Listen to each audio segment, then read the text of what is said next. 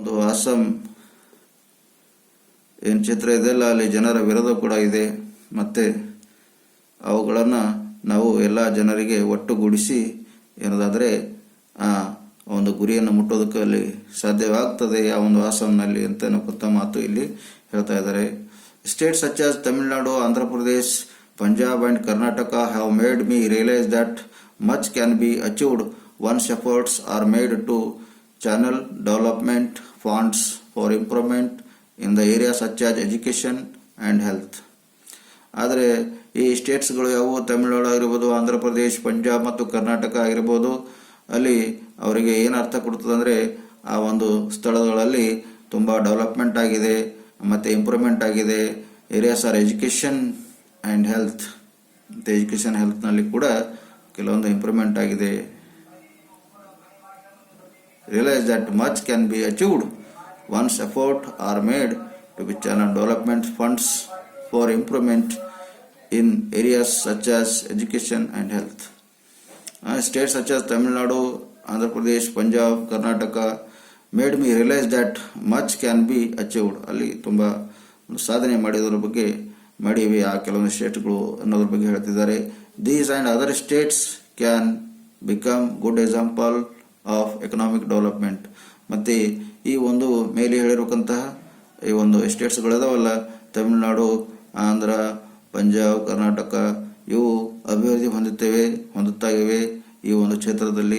ಮತ್ತು ಇದರ ಜೊತೆಗೆ ಮತ್ತೆ ಕೆಲವು ಸ್ಟೇಟ್ಸ್ಗಳಲ್ಲಿ ಕೂಡ ಅಭಿವೃದ್ಧಿ ಹೊಂದುತ್ತಾ ಇವೆ ಅಂತ ಹೇಳ್ತಾ ಇದ್ದಾರೆ. ಆದರೆ ಇದಕ್ಕೆ ಬಿಟ್ಟು ಮತ್ತೆ ಕೆಲವು ಸ್ಟೇಟ್ಸ್ಗಳು ಅಭಿವೃದ್ಧಿ ಹೊಂದಬೇಕು ಎನ್ನುವಂತಹ ಆ ಒಂದು ಕಲಾಂ ಅವರ ಒಂದು ವಿಷನ್ ಆಗಿದೆ.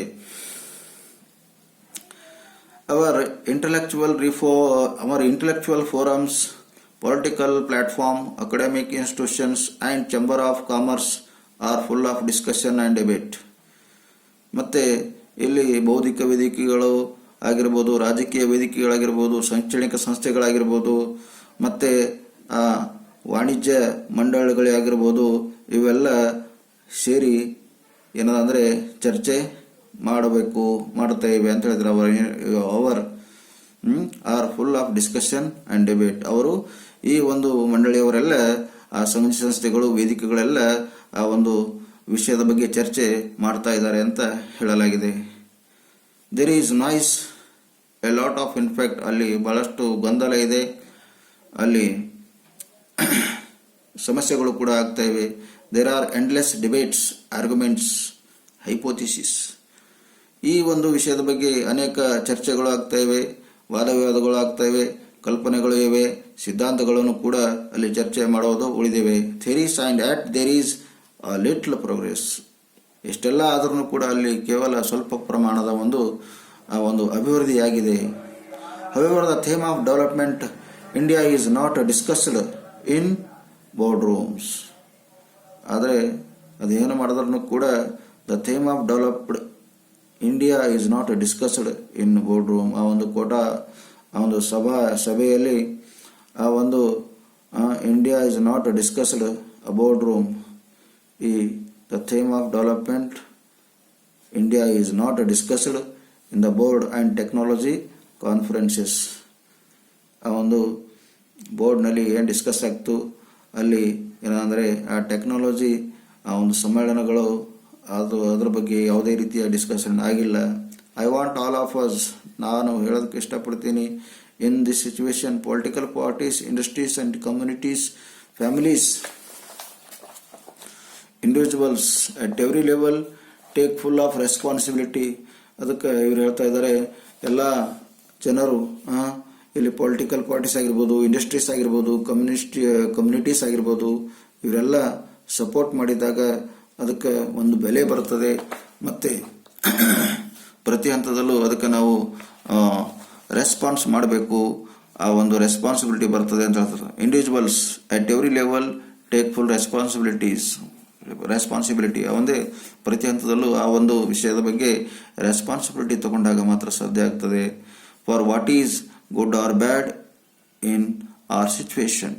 ಮತ್ತು ಯಾವುದು ಒಳ್ಳೆಯದು ಯಾವುದು ಕೆಟ್ಟದು ಈ ಒಂದು ಸಂದರ್ಭದಲ್ಲಿ ಅಂತ ಅನ್ನೋದ್ರ ಬಗ್ಗೆನೂ ಕೂಡ ನಾವು ಡಿಸ್ಕಸ್ಸು ಮಾಡಬೇಕು.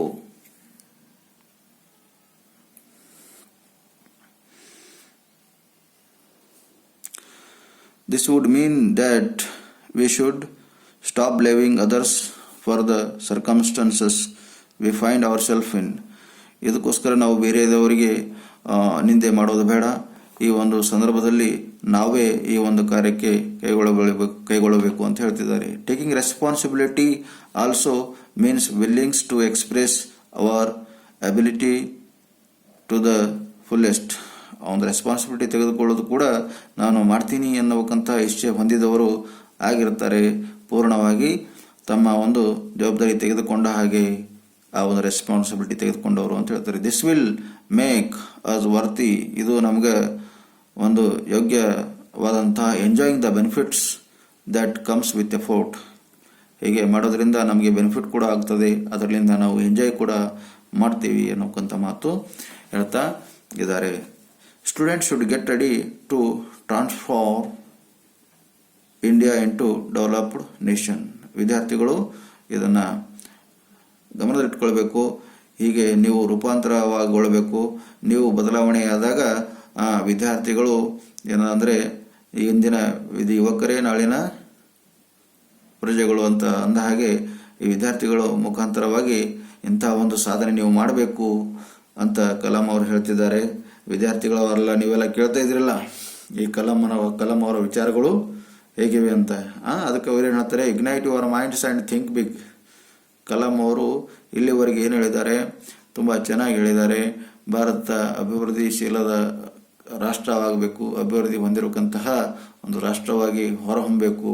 ನಮ್ಮ ಭಾರತದ ಚರ್ಚೆ ಅಂತಾರಾಷ್ಟ್ರೀಯ ಪ್ರಪಂಚದಲ್ಲೆಲ್ಲ ಚರ್ಚೆ ಆಗಬೇಕು ಎನ್ನುವಂಥ ವಿಶಾಲ ಮನೋಭಾವನೆ ಹೊಂದಿರತಕ್ಕಂಥ ಕಲಾಂ ಅವರ ಒಂದು ಹೇಳಿಕೆ ತುಂಬ ಸ್ಪಾರ್ಕ್ ಆಗಿದೆ, ತುಂಬ ಏನದಂದರೆ ಅಮೇಝಿಂಗ್ ಆಗಿದೆ. ಅದಕ್ಕೆ ಹೇಳ್ತಿದ್ದಾರೆ, ignite your minds and think big. ನಿಮ್ಮ ಒಂದು ಮನಸ್ಸನ್ನು ಹೊತ್ತು ಉರಿಸಿ. ಅದಕ್ಕೆ ನೀವು ಏನು ಮಾಡಿರಿ, ಸಣ್ಣ ಪ್ರಮಾಣದಲ್ಲಿ ವಿಚಾರ ಮಾಡಬೇಡ್ರಿ. ಅದಕ್ಕೆ ಈ ಅಬ್ದುಲ್ ಕಲಾಂ ಅವರ ಏನಂದರೆ ವಿಷನ್, ಅವರ ಒಂದು ಕಲ್ಪನೆಯನ್ನು ನಮ್ಮ ಮುಂದೆ ಹೇಳಿದ್ದಾರೆ. ಅದಕ್ಕೆ ಈ ಒಂದು ಲೆಸನ್ನಲ್ಲಿ ಹೀಗೆ ಹೇಳ್ತಿದ್ದಾರೆ. ಮತ್ತೇನು ಹೇಳ್ತಾರೆ, ಎ ಟೀಚರ್ ಒನ್ಸ್ ಸೇಡ್.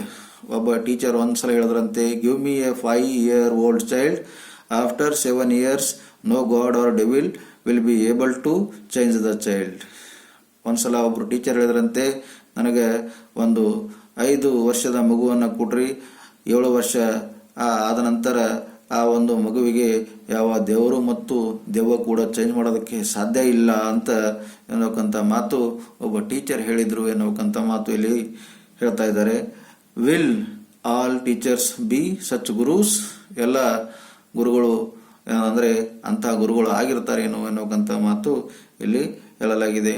ಈ ಒಂದು ಲೆಸನ್ನಲ್ಲಿ APJ ಅಬ್ದುಲ್ ಕಲಾಂ ಅವರು ನಮ್ಮ ಭಾರತದ ಅಭಿವೃದ್ಧಿ ಬಗ್ಗೆ ಮತ್ತು ಇಂಡಿಯನ್ ಎಕನಾಮಿ ಅಡ್ವಾನ್ಸ್ ಆಗಿ ಮತ್ತು ತುಂಬ ಏನದಂದರೆ ಫಾರ್ವರ್ಡ್ ಆಗಿ ಬೆಳಿಬೇಕು ಮತ್ತು 2ನೇ ಹಸಿರು ಕ್ರಾಂತಿಯ ಬಗ್ಗೆ ಕೂಡ ಇಲ್ಲಿ ಇವರು ಹೇಳಿದ್ದಾರೆ. ಮತ್ತು ಯಾವ ಒಂದು ಸ್ಟೇಟ್ನಲ್ಲಿ ಆ ಒಂದು ನೈಸರ್ಗಿಕ ಸಂಪತ್ತುಗಳೇನಿದೆ, ಯಾವ ಒಂದು ಸ್ಟೇಟ್ನಲ್ಲಿ ಬಳಸ್ತಾ ಇಲ್ಲ, ಯಾವ ಸ್ಟೇಟ್ನಲ್ಲಿ ಸುಧಾರಣೆ ಮಾಡಬೇಕು ಎನ್ನುವಂತಹ ವಿಚಾರಗಳು ಕೂಲಂಕುಷವಾಗಿ ಒಂದು ದೇಶದ ಅಭಿವೃದ್ಧಿ ಬಗ್ಗೆ ಕೂಲಂಕುಷವಾಗಿ ಅಧ್ಯಯನ ಮಾಡಿ ಆ ಇಗ್ನೈಟೆಡ್ ಮೈಂಡ್ಸ್ ಎನ್ನುವಂಥ ಬುಕ್ಕಿನಲ್ಲಿ ಎಲ್ಲ ಪೂರ ಬರೆದಿದ್ದಾರೆ. ನಿಮಗೆ ಶಾರ್ಟ್ ಆಗಿರುವಂಥ ಒಂದು ಲೆಸನ್ನು ಇಲ್ಲಿ ಕೊಟ್ಟಿದ್ದಾರೆ. ಇವರ ಒಂದು ಅಭಿಪ್ರಾಯಗಳನ್ನು ಇಲ್ಲಿ ಹೇಳಿದ್ದಾರೆ. ಸೊ ಇಲ್ಲಿಗೆ ಈ ಲೆಸನ್ನು ಮುಗಿತು. ಉಳಿದ ಲೆಸನ್ನು ನಾವು ಮುಂದಿನ ಕ್ಲಾಸಲ್ಲಿ ನೋಡೋಣ. Thank you.